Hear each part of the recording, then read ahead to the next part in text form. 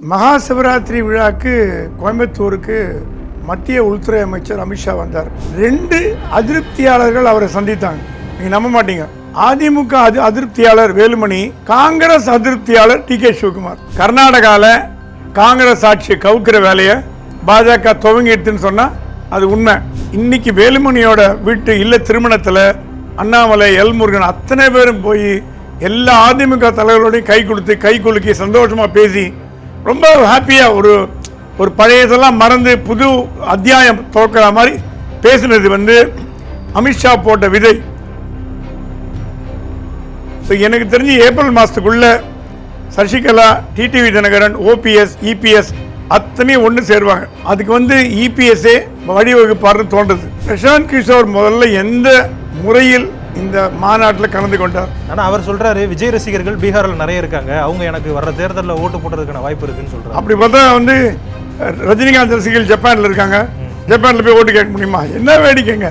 பிரசாந்த் கிஷோரை பத்திக்கு கீழே போட்டீங்க, கீழே போட்டு உடச்சிட்டீங்க, அவருக்கு எங்களுக்கு சம்மந்தம் இல்லைன்னு சொல்லிட்டீங்க. 2 நாள் இந்த மாற்றம் வந்திருக்குன்னா அப்போ பிரசாந்த் கிஷோரை கூட்டு வந்தது என்ன காரணம்? நீங்க அவர் கீழே போட்டு வாய்ச்சதுக்கு என்ன காரணம்?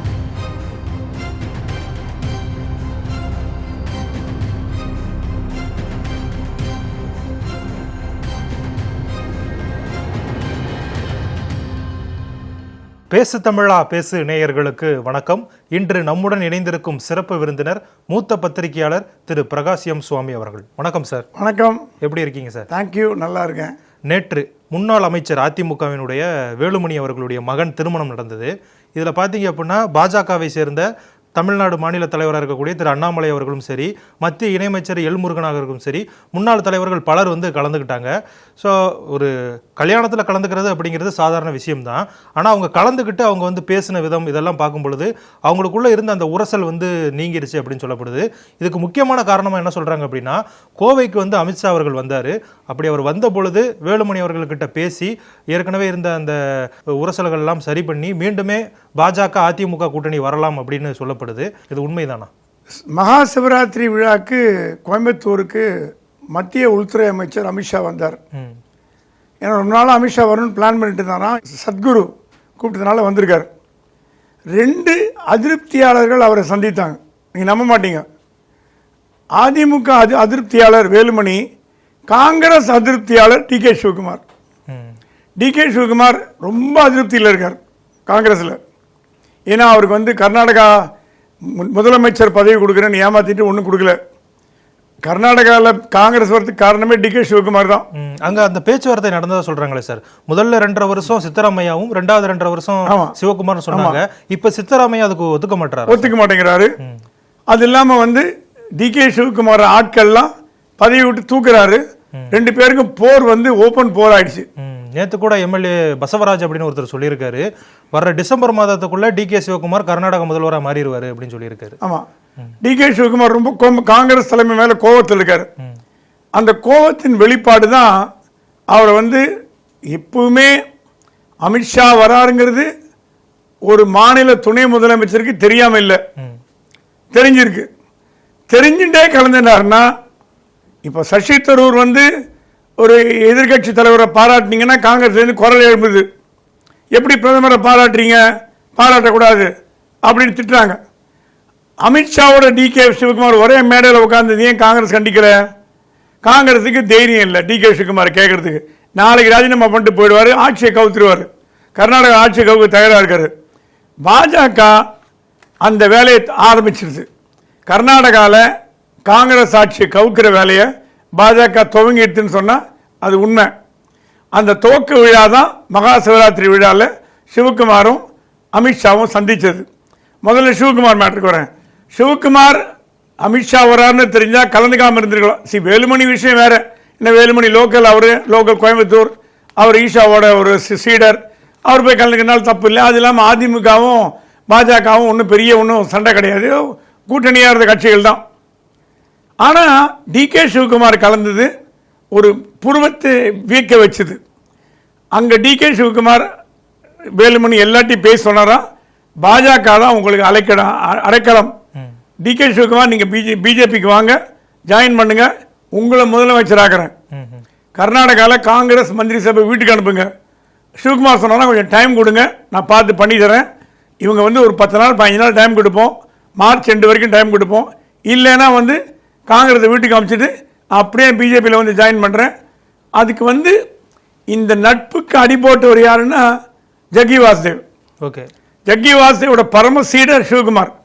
ஜக்கி சொன்னதான், ஏன் இன்னும் காங்கிரஸ் இருக்கீங்க, பேசாம பிஜேபியில் ஜாயின் பண்ண வேண்டியதானே, அமித்ஷா வர்றாருல்ல, நீங்கள் வாங்க நான் ஏற்பாடு பண்ணித்தரேன், நீங்கள் பிஜேபி சீஃப் மினிஸ்டராக வந்துடுங்க அப்படின்னு ஜக்கி வாசுதேவ் வந்து அவருக்கு தூபம் போட்டு 2 பேரும் ஒன்றா மீட் பண்ண வச்சார். இப்போ சிவகுமார் என்ன சொல்கிறாரு அப்படின்னா, நான் ஒரு இந்து, எனக்கு இந்து உணர்வு அப்படிங்கிறது பிறந்ததுலேருந்தே இருக்குது, அதனால நான் சாமி கும்பிட போட்டதுனால நீ வந்து எப்படி அந்த கட்சியில் தாவ போகிறேன்னு சொல்கிறீங்க, அது எந்த விதத்தில் நியாயம் அப்படின்னு கேட்குறாரு. இப்படி தான் பேசுவாங்க, எல்லாம் இப்படி தான் பேசுவாங்க.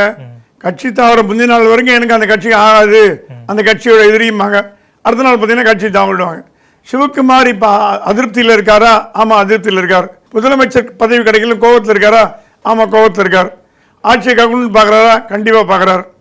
அதற்கு யார் உதவி தேவைப்படும்னா அமித்ஷா உதவி தான் தேவைப்படும். கர்நாடகாவில் ஆட்சியை கவுத்து முதலமைச்சராக வரணும்னு சிவகுமார் நினைச்சாருன்னா அதுக்கு உதவ போகிறது சித்தராமையாவோ ராகுல் காந்தியோ கிடையாது, அமித்ஷா தான் உதவி பண்ணணும். ஸோ அமித்ஷா அந்த இடத்துல உதவி பண்ணுறது ரெடின்னு சொல்லிட்டாரு.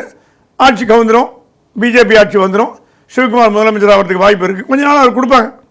எப்படி ஷிண்டே கொடுத்தா மாதிரி மகாராஷ்டிராவில் ஷிண்டே கொடுத்தாங்க. அப்போ எல்லாம் கேட்டாங்க, என்னங்க ஷிண்டே கொடுக்குறீங்களேன்னு, தெரியும் விடுங்க பார்த்துக்கலாம் அப்படின்னு. அப்போ அந்த கட்சியை வளர்த்து இப்போ ஃபட்னாவிஸ் வந்துட்டார், ஷிண்டே துணை முதலமைச்சர். அந்த மாதிரி சிவகுமாரை வந்து முதலமைச்சராக போட்டு பாஜகலையும் ஒரு துணை முதலமைச்சராக போட்டு ஆட்சியை பிடிச்சிட்டு கைப்பற்றிட்டு அடுத்த தேர்தலில் சிவகுமார் துணை முதலமைச்சராக போட்டு பிஜேபியில் யாராவது முதலமைச்சராக போடுறதுக்கு வாய்ப்பு உண்டு. இல்லை சார், இப்போ சிவகுமார் அவர்களுக்கு நம்ம அடுத்த தேர்தல், அதாவது இந்த தேர்தல் முடிஞ்சதுக்கப்புறம் துணை முதல்வர் ஆகும் அப்படின்னு தெரிஞ்சிருச்சுன்னா அவர் காங்கிரஸ்லேயே இருந்துட்டு போயிடுவார்ல சார், ஏன் பாஜகவுக்கு வரல? 2.5 வருஷம் அவர் வந்து முதலமைச்சராக இருப்பார்ல. ஆமாம், அந்த ஒரு பண்ண முடியாத ஒரு காரியத்தை கொடுத்துருக்காங்கல்ல, சொல்ல முடியாது. அடுத்த தேர்தலில் முதலமைச்சராகவும் கொடுக்கலாம். ஏன்னா அவர் பிஜேபியில் சிவகுமார் வந்து ஒரு ஸ்ட்ராங் மேன், கட்சியை நல்லா எப்படி நிர்வாகம் பண்ணுறதுன்னு அந்த மாதிரி ஆட்கள் பிஜேபிக்கு தேவைன்னு அமித்ஷா ஃபீல் பண்ணுறார். ஸோ சிவகுமார் வந்து காங்கிரஸ்லேருந்து பிஜேபிக்கு வந்தார்னா அது காங்கிரஸ் பலத்தை அடியாகும், பிஜேபிக்கு பலமாக பார்க்கப்படுறது. இப்போ வேலுமணி மேட்டருக்கு வரும். வேலுமணி அதிருப்தியில் இருக்கார், அவருக்கு கூட்டணி போகணும்னு ஆசைப்படுறார். ஏன்னா அவருக்கு மேலே தலைக்கு மேலே கத்தி தொங்குது, டெல்லியோட தயவு அவருக்கு தேவை. அவருக்கு மட்டும் இல்லை, அதிமுக இருக்கிற 2ஆம் கட்ட தலைவர் அத்தனை பேருக்குமே டெல்லியோட தயவு தேவைப்படுறது. அது வந்து நேச்சுரல், தப்பாக சொல்ல முடியாது. ஆனால் எடப்பாடி இதுக்கு இடம் கொடுக்க மாட்டேங்கிறார்.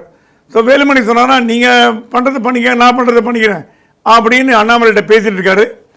ஜக்கியும் கூப்பிட்டு சொன்னாராம் அவர்கிட்ட, வேலுமணிகிட்ட, தயவுசெய்து பாஜக கூட்டணிகிட்ட போங்க, திமுக எப்படியாவது அகற்றுங்க. ஏன்னா திமுக வந்து ஜக்கிக்கு நிறைய குடைச்சல் கொடுக்குது.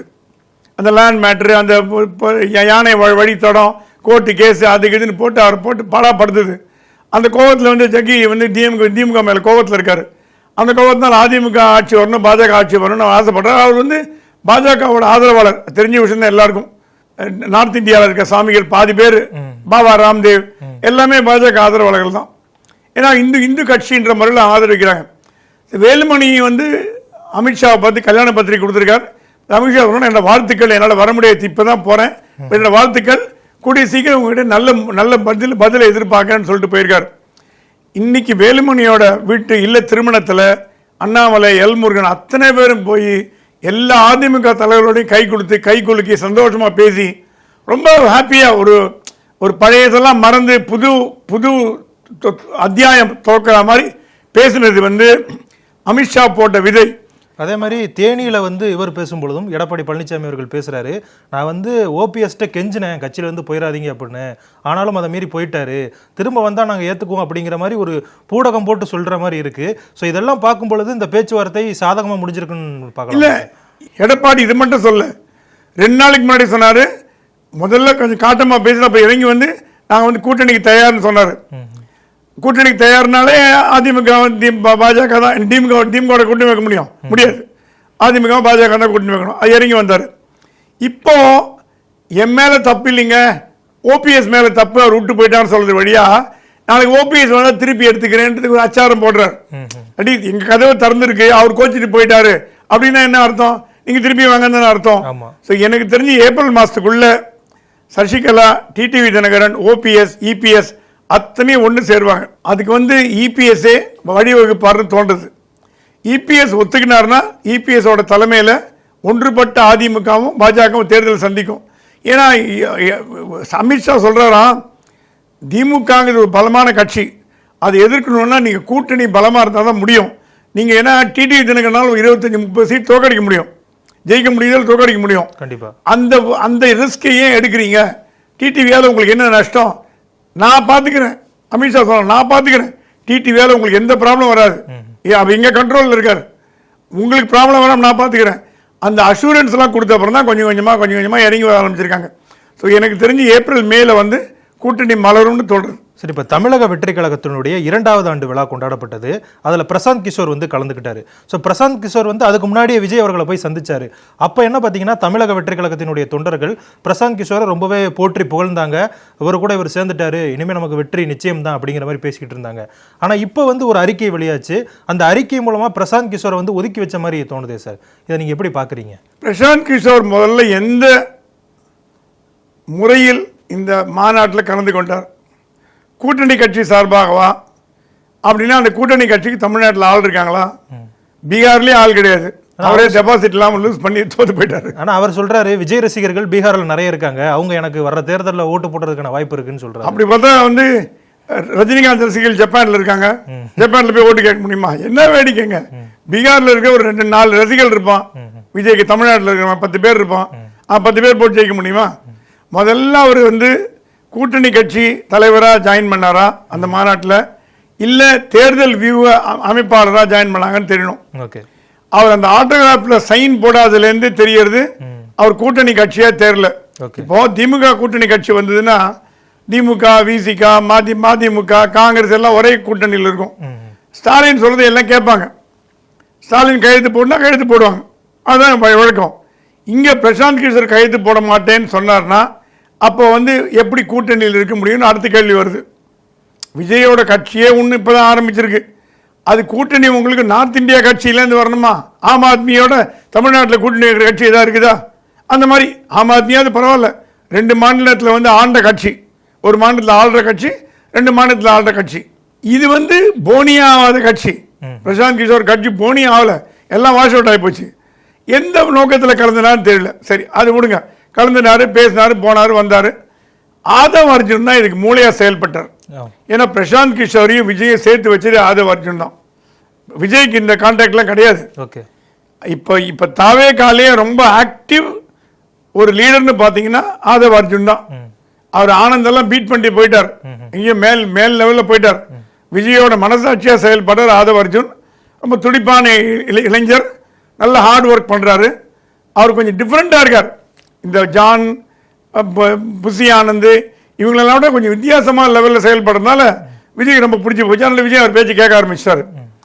இப்போ பிரசாந்த் கிஷோர் போய் ஒரு ஸ்டேட்மெண்ட் விட்டார் பீகாரில். விஜய் வந்து அதிமுக கூட கூட்டணி வைக்க மாட்டார் அப்படின்னு. அது சொல்றதுக்கு இவர் யாருங்க? எந்த அமைப்பு, எந்த அடிப்படையில் அதை கூறுகிறார்? இல்லை சார், இவர் வந்து விஜய் கூட கான்டாக்டில் தான் இருக்காரு, விஜய் கூட பேசுறாரு. அப்போ விஜய் அவர்கிட்ட பேசியிருக்கலாம்ல, நான் அதிமுக கூட கூட்டணி வைக்கிற ஐடியாலாம் இல்லை அப்படின்னு சொல்லியிருக்கலாம். இதை அவர் வெளியே சொல்லியிருக்கலாம்ல. அப்படின்னா புசியானது எப்படி மறுப்பு தெரிவிக்கிறாரு? உங்க கேள்வி நியாயமா இருந்ததுன்னா கடந்து போயிருக்கலாம். புசியானது ஒரு பெரிய ஸ்டேட்மெண்ட் விட்டாரு, எங்கள் ஆதரவு பெற்ற ஸ்போக்ஸ்மேன் மட்டும்தான் பேச முடியும், மீதி யாரும் பேச முடியாது, மீதி யாருக்கும். அது யாரை சொல்றான்னு எல்லாருக்கும் தெரியும். பிரசாந்த் கிஷோர் தான் சொல்றான்னு தெரியும். முந்தானத்து வரைக்கும் கூடி கொலாவி கும்மி அடிச்சுட்டு தலைமையில் தூக்கி வச்சு ஆடிட்டு நீங்கள் ஒரே நாள் கீழே போட்டு உடைக்கிறீங்கன்னா நீங்கள் என்ன அரசியல் பண்ணுறீங்கன்னு தெரியலையே. பிரசாந்த் கிஷோரை இப்போ தூக்கி கீழே போட்டு உடைச்சிட்டீங்க, அவருக்கு எங்களுக்கு சம்மந்தம் இல்லைன்னு சொல்லிட்டீங்க. 2 நாள் இந்த மாற்றம் வந்திருக்குன்னா அப்போ பிரசாந்த் கிஷோரை கூட்டு வந்தது என்ன காரணம்? நீங்கள் அவர் கீழே போட்டு உடைச்சதுக்கு என்ன காரணம்? அதுவும் தெரியல. நான் என்ன சொல்கிறேன், விஜய் கூட்டணி வைக்கிறாரா இல்லையாங்கிறது அவரோட இஷ்டம், நம்ம கேட்க முடியாது. அவர் கட்சியை அவர் இஷ்டப்படி பண்ணுவார். திமுகவுடைய கூட்டணி வச்சாலும் வைக்கலாம், அதை பற்றி நமக்கு ப்ராப்ளம் இல்லை. ஆனால் அதை சொல்கிறதுக்கு அவர் பிரசாந்த் கிஷோரை பற்றி சொல்ல வச்சார்னா அது முதல் தப்பு. 2வது தப்பு, அதை சொல்ல வச்சுட்டு மறுத்தாருன்னா அது இன்னும் பெரிய தப்பு. அப்போ நீங்கள் என்ன ஸ்டாண்ட் எடுக்கிறீங்கன்னு தெரியலையே உங்களுக்கு. பிரசாந்த் கிஷோருக்கு ஃப்ரெண்டாக இருக்கீங்களா, பிரசாந்த் கிஷோர் எனிமியா, பிரசாந்த் கிஷோர் சொல்கிறதுல நியாயம் இருக்கா, நியாயம் இல்லையா, நீங்கள் சொல்லி அவர் பேசினாரா, அவரே பேசுறாரா? அவரே பேசுறாருன்னா அவருக்கு அந்த அளவுக்கு யார் பவர் கொடுத்தது? இந்த மாதிரி கேள்வியெல்லாம் வருது இல்ல ஜனங்களுக்கு. சார், இன்னொரு வாதமும் வைக்கப்படுது. அதாவது பிரசாந்த் கிஷோர் அவர்கள் வருகைக்கு பிறகு ஜான் ஆரோக்கியசாமிக்கு கொடுத்த இம்பார்ட்டன்ஸ் குறைஞ்சிருச்சு, ஆண்டு விழாவில் கூட அவர் கலந்துக்கல அப்படின்லாம் சொல்றாங்க. ஜான் ஆரோக்கியசாமி இப்போ அதிருப்தியில் இருக்காரா சார்? ஜான் ஆரோக்கியசாமி அந்த மீட்டிங்கில் கலந்துக்கல. ஏன்னா பிரசாந்த் கிஷோருக்கு ஈக்குவலண்டா ஆர் கொஞ்சம் குறைச்சலா ஒரு வியூக அமைப்பாளர்னு ஜான், அது வந்து ஜான் தான், ஜான் ஆரோக்கியசாமி தான். ஏன்னா அவர் வந்து விஜயோட முதல்லேருந்தே டிராவல் பண்ணி ரொம்ப நாளாக வந்திருக்காரு. விஜய்க்கு இந்த கட்சி கொடி பேர் எல்லாத்துலேயும் கூட இருந்திருக்காரு. திடீர்னு அவரை கழட்டி விட்டு நீங்கள் பிரசாந்த் கிஷோர் பின்னாடி போனீங்கன்னா அது என்ன அர்த்தம்னு அவங்களுக்கு புரியல. ஜான் சொன்னாலும் வேண்டாங்க, பிரசாந்த் கிஷோர் வந்து திமுகவோடையும் க்ளோஸாக இருந்தார், பாஜகவோடையும் க்ளோஸாக இருந்தார், அதிமுக கூடயும் க்ளோஸாக இருந்தார். இப்போ பாஜகவை ஆதரித்து பேசுகிறார் பிரசாந்த் கிஷோர். பாஜக ஆதரித்து பேசுகிறார். நிறைய மீட்டிங்கில் மோடி தான் அடுத்த பிரைம் மினிஸ்டர் சொல்லிட்டார். அவரை கூப்பிட வேணான்னு ஜான் சொல்லியிருக்கார். விஜய் சொன்னாலும் பார்த்துக்கலாம் அப்படின்ட்டாராம். புஷியான சொன்னால் இல்லை இல்லை இல்லை அவர் வேண்டாம், அவர் கூப்பிட வேணான்னு சொல்லியிருக்காரு. இவர் ஆதவ அர்ஜுனா சொன்னார், இல்லைங்க உங்களுக்கு ஒரு பெரிய ஒரு ஃபேஸ் வேணும் தமிழ்நாட்டில், இம்பேக்ட் பண்ணோம், இம்பேக்ட் பண்ணுறதுக்கு பிரசாந்த் கிஷோர் வந்தால் தான் முடியும், டெல்லி தலைவர்கள் யாரும் வரமாட்டேன்றாங்க. இவங்க போய் ஏன்னா விஜய்க்கு ஆதரவாக வரக்கூடிய டெல்லியிலேருந்து எந்த தலைவர் இருக்காங்க? கம்யூனிஸ்ட் வருமா? வராது. காங்கிரஸ் வருமா? வராது. ஜனதாதள் வருமா? வராது. வேற என்ன கட்சி இருக்கு? அகில இந்திய கட்சி ஒன்றும் இல்லை. ஒரு இம்பேக்ட் பண்ணோன்னா ஏதாவது ஒரு பெரிய தலைவர் வரணும். பிரசாந்த் கிஷோர் தமிழ்நாட்டில் தெரிஞ்ச முகம், எல்லாருக்கும் ஓரளவுக்கு பிரசாந்த் கிஷோர் யாரும் தமிழ்நாட்டு தெரியும் எல்லாருக்கும். அதனால ஆதவர்ஜன் உள்ள கொண்டு வந்து ஒரு இம்பேக்ட் கிரியேட் பண்ண பார்த்தார். எல்லாம் கொஞ்சம் எல்லாரும் நிமிர்ந்து பார்க்குற மாதிரி அது நியூஸாகவும் பார்க்கப்பட்டது. பிரசாந்த் கிஷோர் வருகை செய்தியாக பார்க்கப்பட்டது. ஆனால் ஜான் ஆரோக்கியசாமி மன வருத்தத்தில் இருக்காருன்னா மன வருத்தத்தில் இருக்கார். இப்போ பிரசாந்த் கிஷோர் வந்துட்டு போயிட்டார். ஜான் சொன்னாராம், நான் அப்பவே சொன்னேன் பிரசாந்த் கிஷோர் வந்தால் குழப்பம் வரும்னு, என் பேச்சு கேட்கல. இப்போ பாருங்கள் இந்த மாதிரி ஸ்டேட்மெண்ட்லாம் விடுறார், நீங்கள் ரிட்ராக்ட் பண்ணும்படி ஆகுது, நமக்கு தேவையா அப்படின்னு கேட்டிருக்காரு. இந்த குழப்பங்களுக்கு விடை சொல்லாத வரைக்கும் ஜான் ஒரு சிறந்த நிர்வாகி, அதில் எந்த சந்தேகமும் கிடையாது. அவரை வந்து விஜய் எவ்வளோ பயன்படுத்துகிறாருன்னு தெரியல. பயன்படுத்தலைன்னா அந்த அந்த நஷ்டம் விஜய்க்கு தான். ஆனால் விஜய் வந்து கட்சியை ஒன்றும் டேக் ஆஃப் பண்ணாமல் பிளேன் பூமியிலே சுற்றிட்டு இருக்குது. பூமியிலே 2 வருஷமாக சுற்றிட்டு இன்னும் மேலே பறக்க ஆரம்பிக்கல. பறந்து மேலே போய் ஹைட்டில் போனால் தான் டெஸ்டினேஷனுக்கு போக முடியும். இன்னும் பறக்கவே துவங்கலை. இந்த பறக்கிறதுக்கான ஏற்பாடை பண்ணுவாரா விஜய்ங்கிறத அடுத்த கேள்வி. இப்போ உடல் ரீதியாக ஒரு பிரச்சனை வருது அப்படின்னா அந்த பிரச்சனைக்கு இந்த ஒரு வாஸ்து பாதிப்பு காரணமா இருக்கும் அப்படின்னு சொல்ல முடியுமா? உங்க வீட்டோட தென்கிழக்கு தெற்கு சார்ந்த 22 டிகிரில என்ன இருக்குங்கிறத நீங்க செக் பண்ணுங்க. நான் சொல்ற மாதிரி பாதிப்பு அந்த இடத்துல இருந்தது அப்படின்னா நிச்சயமா அந்த இடத்துல. இந்த மாதிரி ஆன்மீகம் மற்றும் ஜோதிடம் சார்ந்த இன்னும் பல வீடியோக்கள் பார்க்கணுமா? மறக்காம திருவருள் டிவிக்கு சப்ஸ்கிரைப் பண்ணுங்க. திருவருள் டிவியுடைய சேனல் லிங்க் இந்த வீடியோடைய டிஸ்கிரிப்ஷன்ல இருக்கு.